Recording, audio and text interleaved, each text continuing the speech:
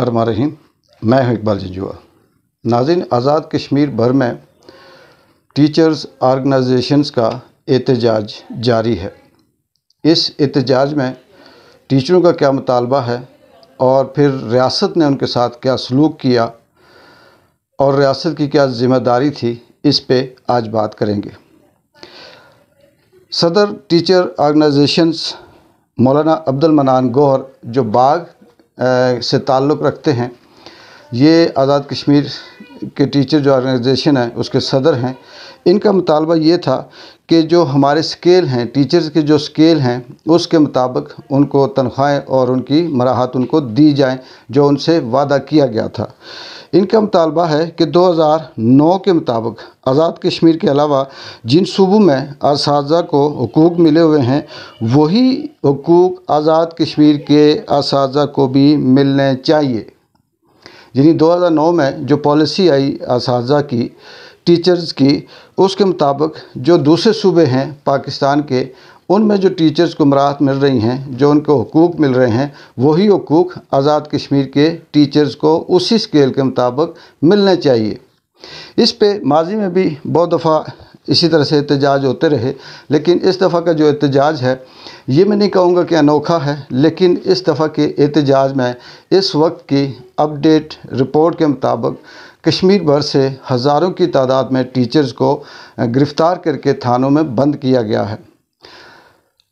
آزاد کشمیر کے جو teacher organization کے صدر مولانا عبدالمنان گوہر صاحب یہ باغ پریس کلب کے اندر پریس کانفرنس کے لیے آئے، اور ان کا کہنا یہ تھا کہ یہ پریس کانفرنس کر کے اپنا جو پیغام ہے، اپنے جو مطالبات ہیں، اپنی جو بات ہے، وہ حکومت تک، عوانوں تک اور جو مقتدر حلقے ہیں ان تک پہنچانا چاہتے تھے، اور ٹیچروں کو بھی پیغام دینا چاہ رہے تھے کہ کس طرح سے احتجاج کرنا ہے یا اس کی پالیسی کیا ہے۔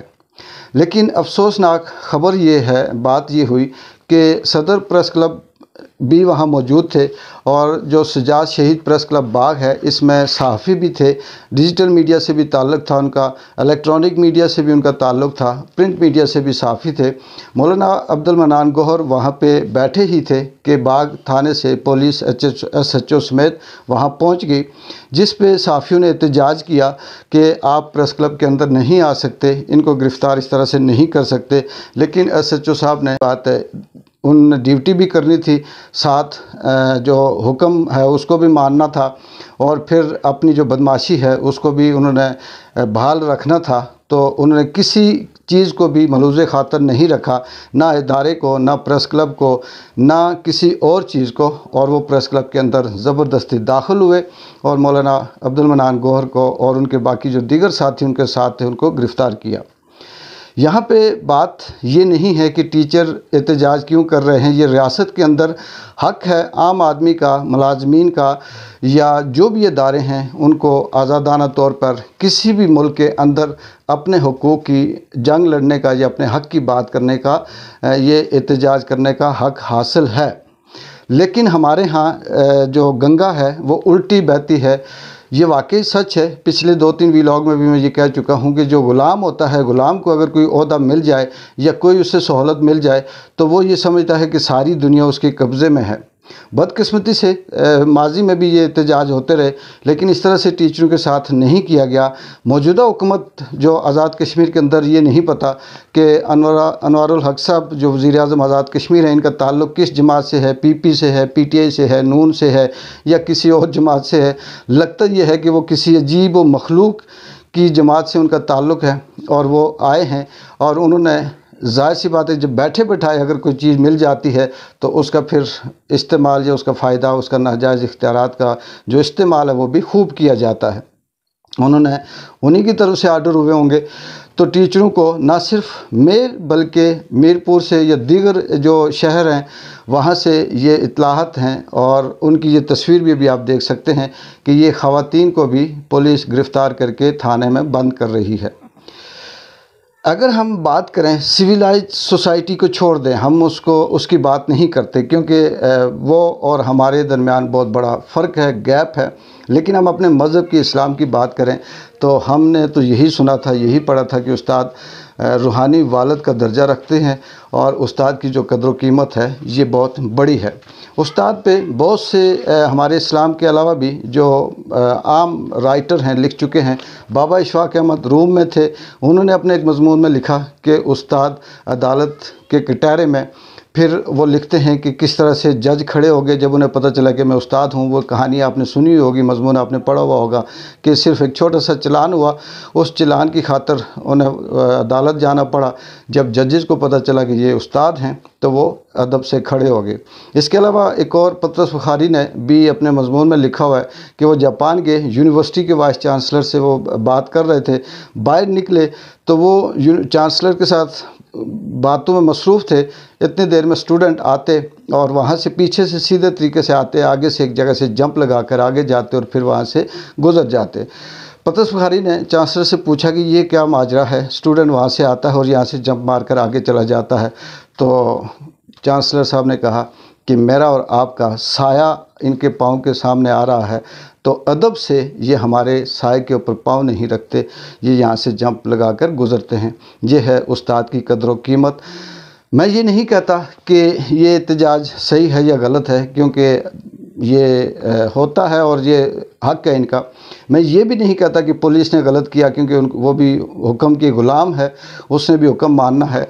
लेकिन इस बात का अफसोस है कि उस्तादों को इस तरह से गिरफ़्तार करना, इस तरह से ज़लील करना, इस तरह से इज़्ज़त नफ्स मजरूह करना कि वो प्रेस क्लब के अंदर हूँ, साफ़ियों के साथ गुफ्तगू कर रहे हूँ, अपना मौक़िफ़ दे रहे हूँ और ऊपर से पुलिस दावा बोल दे। और जब पुलिस को कहा जाए कि इनकी प्रेस कॉन्फ्रेंस ख़त्म होने के बाद आपने इनको जो गिरफ़्तार करें या जो भी करें हिरासत में लेके जा सकते हैं, तो वो आगे से ये कहते हैं कि आप पीछे हट जाएँ, मुझे हाथ ना लगाएं। इस रियासत के अंदर ये भी अफसोसनाक बात है कि रियासत खुद एक ग़ुलाम है। उस ग़ुलाम के अंदर जो ग़ुलाम हैं, उन ग़ुलामों के साथ जो सलूक किया जाता है ये अफसोसनाक है। चाहे वो SHO हो, SP हो, DSP हो, वज़ीर-ए-आज़म आज़ाद कश्मीर हों या कोई और हो, ये सारे बता दें कि इनका ये यहाँ तक कैसे आए। क्या किसी फ़रिश्ते ने इनको पढ़ाया?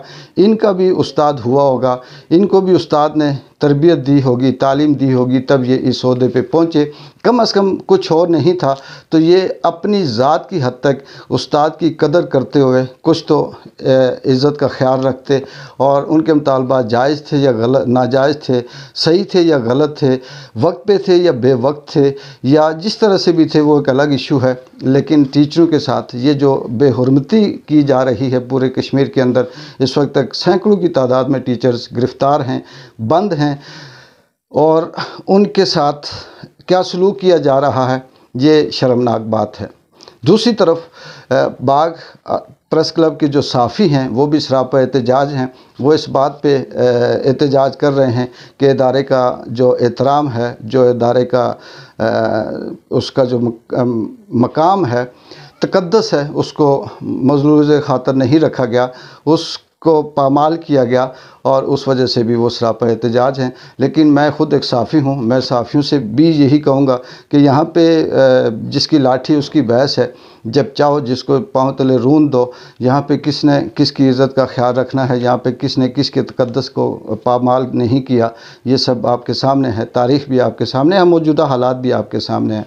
लेकिन ये अफसोसनाक बात है, टीचर्स कल तक रिहा भी हो जाएंगे, मुतालबात अगर मंजूर ना हुए तो उसमें वो हो जाएगा, मुज़ाकरात हो जाएंगे, कुछ न कुछ होगा। लेकिन ये जो हुकूमत है ये अपनी फस्तायत भी दिखा रही है, अपनी हैसियत भी दिखा रही है, और अपनी ग़ुलामाना सोच की जो इक्कासी है वो कर रही है। उस्ताद उस्ताद है, ये उस्ताद मेरा भी है, आपका भी है, वज़ीर-ए-आज़म का भी है, चीफ़ ऑफ आर्मी स्टाफ का भी है, IG का भी है, SHO का भी है, और यहाँ पे जितने इस मुल्क के अंदर जो किसी ओहदे पे हैं वो सारे इन टीचरों के हाथों से गुज़र कर गए हैं।